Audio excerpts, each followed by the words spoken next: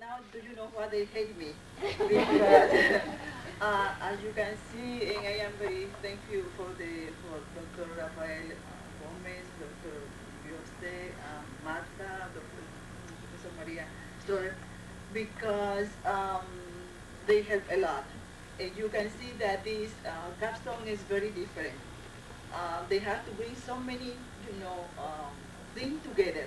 They have to do a lot of research in the community because we are here to serve the community. When they say, I want to do a research about Alisal and about my experience of immigrant, I say, you have this experience as a immigrant or you want to compare with another experience of the immigrant. And she started, to look, and she was sometimes very frustrated about this, but I think, when she saw now her cast done, she's very proud about this. They have to show not only that they are able to do research, academic research using books, but they have to give voice to the people from the community. And I respect her a lot because she changed the name and bring the testimony of a woman who is in the community, and she back from the thing that she was saying. I think she was not trying to interpret what this woman was saying. She respect and she said, this is her voice. So I respect for her a lot. So thank you. And I would like to know to tell you that also we have to be very proud because we have received an email that said that our brochure is one of the best ones this year. And also, please give us.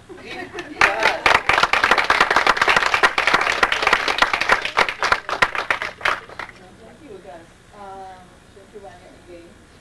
The next person, this is one of my dear students. All of them are my dear, but she's with me I don't know how many years, and she's going to be with me. She's living with me to the summer, and we will come back again. Linda, who is, when I met Linda, I was also, always trying to challenge her. She's a feminist, and I am a feminist. And when she became a feminist, I became a machista. So we were, all the time playing, games here. And I would like to present Linda and with her capstone about women.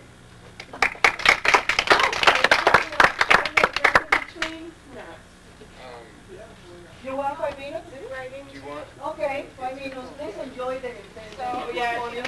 the Beatles. Do you listen before she's going to her capstone in research is about women and how women has changed during the last century and why they are changing. And so this is the reason that she hates me a lot. Every time that she says something, I say, oh, say that. So please welcome Linda Kraft. By my name, I'm a mix of cultures. 20 years ago, I focused on my last name, my German heritage, and I was trained to teach in elementary school. 20 years ago, I studied German literature, so it wasn't practical, so I started teaching in elementary school, and when I came to this area, as my colleague Vanya told you in her last speech, I work with the kids in East Salinas, and German doesn't work. So I came to this institution to improve my Spanish, and in classes with Dr. Oriosti in Chicano literature, and in all of my literature classes with Professor Angelina, it reawoke my interest in literature. So I stayed as long as I could with the excuse, well, I'm still improving my Spanish. But it's time now to move on, so I've finally finished a project. Y antes yo presenté en español, pero siento más natural en inglés. So si tienen preguntas, cuando la última vez presenté, era en español y no ha rehearsed inglés. So es posible que algo no es claro. Si tienen preguntas, por favor, guárdenlo hasta el fin. So ahora switch back, y en mis clases en Salinas debe cambiar siempre desde inglés hasta español. So es mi manera ahora. So ten paciencia conmigo if I switch and you're not expecting. Okay, so I think we're ready. That was me. And this is my, because I am a woman as well in transition and in development, this is the topic I picked, but also literature. This is one of my favorite things to do. With the background, all the support reading I had to do, I found women don't go through these steps in this order, but a lot of these steps is something that gave women more power to change themselves, to become masters of their own destiny. So as we go through the slides, I'll be talking about these different topics. The books that I focused on, you see here on the list, some of them don't quite fit some of the topics precisely, but that's because they're literature. They're not the actual lives of people, except for one. I did use one testimony. But I made them kind of fit to what I thought represented this form. Okay. And chronological development, the turn of the century, it was still divided for women into the private space in their home versus the public space, the world where the men went out and worked. And a lot of that is still prevalent in society today, but women are breaking some of that and they're entering more and more out into the public, and one of the main ways they do that is through education. The first woman I'd like to speak of, she is very well educated. She was born in Paris to parents who were Venezuelan, somewhat wealthy, and at 2 years old they returned to Venezuela, and she grew up on a hacienda called El Tazón. If you know Venezuela, it's entre Tumeruto y Piedra Azul. And she spent 6 years, very happy life, growing up with as a criollo in the Sociedad Alta at the turn of the century. And this book that she wrote was some of her nostalgic memories of the time.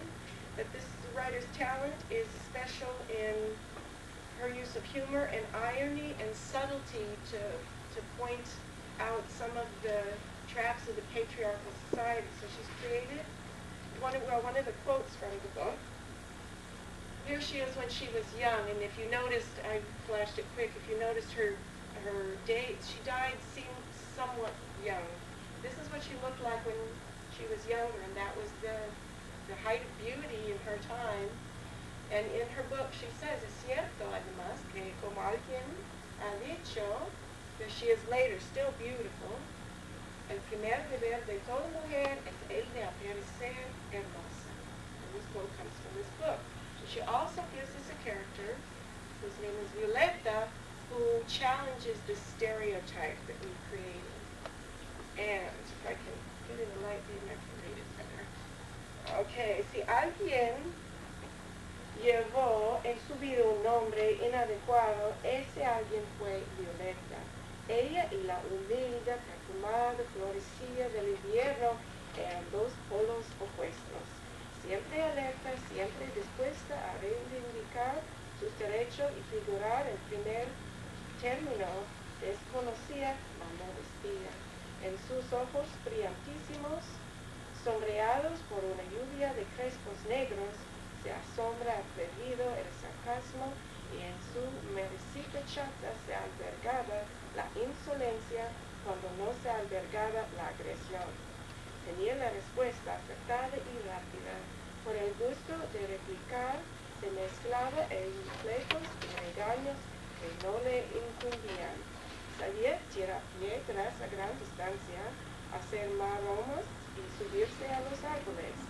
Un día hallaron trabajada en terrible lucha de bofetadas con uno de los hijitos del mayordomo, y los separaron en el momento en que ella alcanzaba a la victoria. Al enterarse de su suceso, mamá se contrarió mucho, mientras que papá, divertidísimo, se reía a carcajadas. Yo creo que dentro del cuerpo de Violeta se alojaba el espíritu de Juan Manuel el Deseado, y era esa la razón poderosísima por la cual él no podía nacer. hacía 6 años que andaba por la tierra disfrazado de violeta. El disfraz inadecuado lo encubría tan mal que todo el mundo lo reconocía. Papá, el primero, por ese de tiempo en tiempo, lo saludaba alegremente con carcajadas. If you could understand from this, you could see that she uses irony, subtlety, and a little bit of humor to point out the fact that even in her own society, women were not allowed to be like that. And this is the son that the father would have wanted. So she has the character of a boy. She just happens to be dressed as a girl. And when Teresa de la Parra contracted tuberculosis, she had to move to Spain, and she died there. And while she was there was another woman, contemporary, who was very famous, who was in the area, and they were very good friends. And that is somebody, I want to go on first, who became a teacher. And that's a lot of women, once they have education, as Teresa de la Parra, she was well educated in Europe, and she was renowned in her era as being well educated and a good writer. But at the time, more women wanted training and education, and they felt women could learn better from other women. So that was a profession that women could go into to develop themselves. And this woman, you might know her, this was the name she was born with. She was born in very humble circumstances, in contrast to Teresa de la Parra. Her father abandoned the family when she was very young, and I think she was 15 when she became a teacher. And her first publication was advice for how teachers should behave in the classroom. And she is maintaining the stereotype that Teresa de la Parra was fighting against. So, enseñar con gracia, belleza en sus lecciones, no te conformes con ser claro, pero sé elegante en tu palabra, y hace bien una sonrisa. Now, you see her, she's not smiling because she's more well known for her poetry. And a lot of it deals with, she also died out of her country. She died in the United States. She became a consul in many countries. And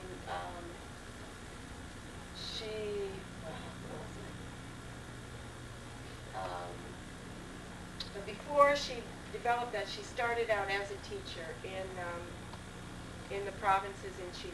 And you can see in her poem still, la maestra es pura, la maestra era pobre, la maestra era alegre, dulce ser. In spite of the fact that she became a very strong woman, traveled all over the world, was consul, she felt she was trapped within the patriarchal system, and she felt a lot of sadness for her country, and so her book entitled Desolación, so she didn't always smile herself. In it, that's the rest of it if you wanted to read it. And she was the first Latin American of anyone to get the Nobel Prize for Literature. So that's how she's more known for her poetry and the Nobel Prize. But she is somebody that, even though she was able to manifest in her profession non-stereotypical role, she still maintained in her writings that stereotype. With education and starting to leave the privacy of your own home, women started to want the right to vote. In the United States, the women got the right to vote in the 20s. And I think that's one of the reasons why women in the United States see it much more as a writer. They have a sense of they can develop, where in Latin American countries, and Ecuador was the earliest, but it wasn't until 1961 that Paraguay the women were able to vote. But a lot of the women, still trapped in that sense of patriarchy, felt that their role was just to vote, like to support their husband or to vote for the best man, but not to go beyond just voting. And in Chile today, the vote is still separate. Women vote separate than men. And I didn't find a good book that supported that, so we'll go on to the idea of the woman working out of the house. That was another way a woman could develop. But when you start to talk about that, well, women always have worked. Even within their homes, they have earned money, taking in laundry, doing ironing, but there isn't the respect in the same sense that when a woman leaves her home and works for someone else. Another word they have for this is productive work, and that's kind of diminishes the contributions that women make to their families in their homes. So their work has always been productive, but the sense of society is unless they're earning money and working for somebody else, it's not really valued. And in the class with Chicano literature from Dr. Uriosti, I read a terrific novel, Memorias de Ana Calderón by Graciela Limón, which shows a woman who goes from very simple background to running her own factory. But it was outside of the limits of this research, so I'll just throw that in as a footnote. This is a woman, one of the other problems you have when you do research, you can't always find everything that you want, and I wasn't able to find her birth date. She is still alive, and her book is forgotten. In a sense, she's called the Forgotten Activist. She was very popular in the 70s and 80s, and today we don't hear much about her, but she was somebody who was the wife of a miner, and the men in the mines were treated terrible, put in jail. So she gathered women together and fought for the men's rights, went to the government, went on a hunger strike, toppled the government. So this was a woman who, through her work, in her home and outside of her home, was able to change society. And there's a brief excerpt of how she talks about what her day is like. Mi jornada empieza a las 4 de la mañana, especialmente cuando mi compañero está en la primera junta.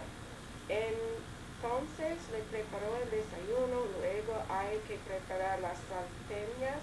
Luego hay que alistar a los chicos que van a la escuela. Luego lavar la ropa. Now, a las 8 salgo a vender. So now she gets to do her outside of the housework. Los chicos que van a la escuela por la tarde me ayudan. Hay que ir a la peluquería y hay que estar hasta las 11 aviándose. También hago el trabajo del comité de amas de casa. Now this is the work that she was able to collect women together to protest the way the men in the mine were treated. So conversando con las compañeras que también vienen a aviarse. And this is, many of the women find support and help from other women. They learn from other women, and this is another example where this woman was instrumental in others. 1975, the UN sponsored an international festival or research of women, and she was the only woman of working class. Everyone else was middle class and above that presented. And all she did was just tell her story, and her story was so moving, the life that she had in Bolivia, that there was an educator from Brazil who insisted that this story needed to be brought to the public, and it was published, and it's hard to find a copy of it now, as you can see. I don't have a copy of it. So what happened to her, in spite of the fact that they changed the government, the tin prices dropped, the mines closed, and the town that she lived in became like a ghost town. So she was fortunate in having the proceeds from this book being published. She could buy her family house, and she continues to support her family. But she sees the work she does with her husband is the one that actually earns the money, except she bought the house with the proceeds from the book. But she sees them as equals, that they're compañeros, and that the work that she does in the home is just as valid and just as important to the economy of Bolivia as anybody that goes out and works for a wage. Okay, the next topic is, as women began to get out into the public, they started to, let's see, they wanted to make their complaints known once they realized that somebody could listen to them. And so they did it in a pacifist manner to begin with. And Marta Traba is more known as an art critic. She was born in Argentina, but she had to leave there. She was one of the ones that went into exile to save her life. She traveled to many different parts of the world, and to our shame, she was not given citizenship in the United States either for her radical ideas. But she was in Colombia. She founded the Museum of Modern Art there in Bogota, and she's another one. She died somewhat young. She was on a plane trip to Madrid to speak, because she was internationally well known as an art critic, and the plane crashed. The book that she wrote was her attempt to understand what was happening in Argentina with the women who would go to the Plaza de Mayo to protest the government for disappearing their loved ones. And I'm not sure what the time is. I don't know if I'll read this excerpt. It's kind of long, but it's very powerful. There's one key scene in it where one of the women follows another woman to this Plaza de Mayo to see what it's about, what it's like. She gets so caught up with being surrounded by other women who have a cause that she believes in, and she's originally there as an onlooker just to kind of understand what's going on, but she becomes so caught up in it, and she finds herself screaming at the top of the lungs with the rest of these women. Unfortunately, there's nobody there. This is the thing she finds in the scene that's so key.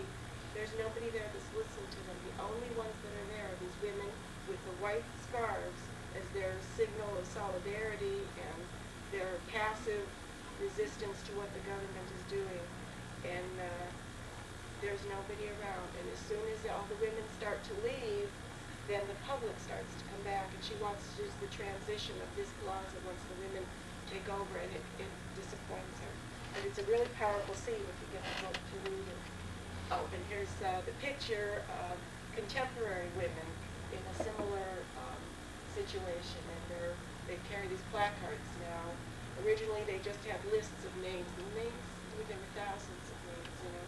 And at the end of the scene, the women throw these papers up in the air, like, where are all of these people? It's really moving. We move on from the pacifists. Women now have gotten angry enough that they use arms, and they become part of the revolution. And the novel I've chosen for that was Gioconda Belli. It was in Nicaragua at the time when the wars were then.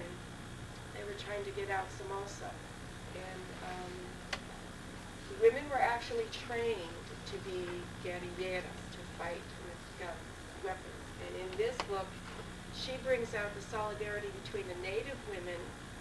There are two voices speaking. There's the character Itza, who, when the Spanish conquistadors came, she was part of a movement to resist it. And she dies, but her spirit is still there, and they hear her voice, and it's like her bones have fed this orange tree that is in the contemporary character's backyard.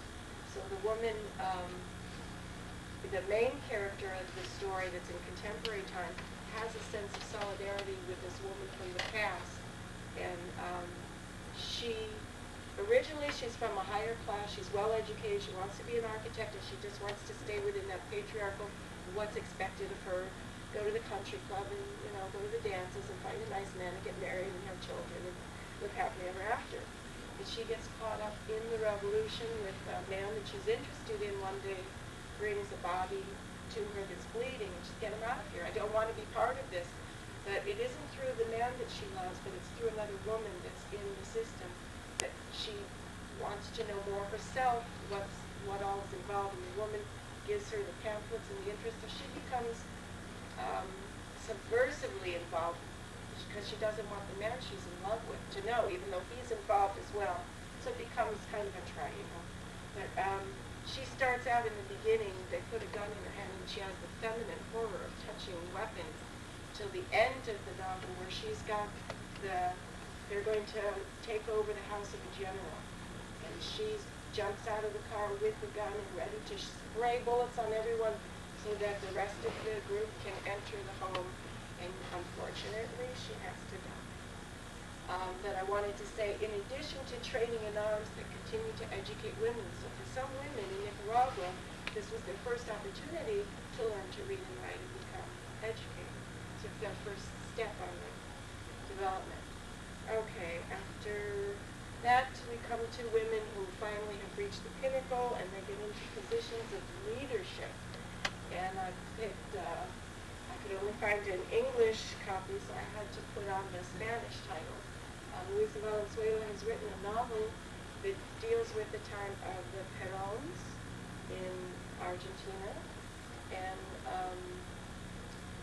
the main character of this novel is a man, but she uses the subtlety and the irony and the sarcasm to underline what has happened in the dominating patriarchal society. So here we see Peron and his second wife, Eva, who, as she is described in the novel, es Evita, a una mujer excepcional, una diosa. La llamábamos simplemente capitana.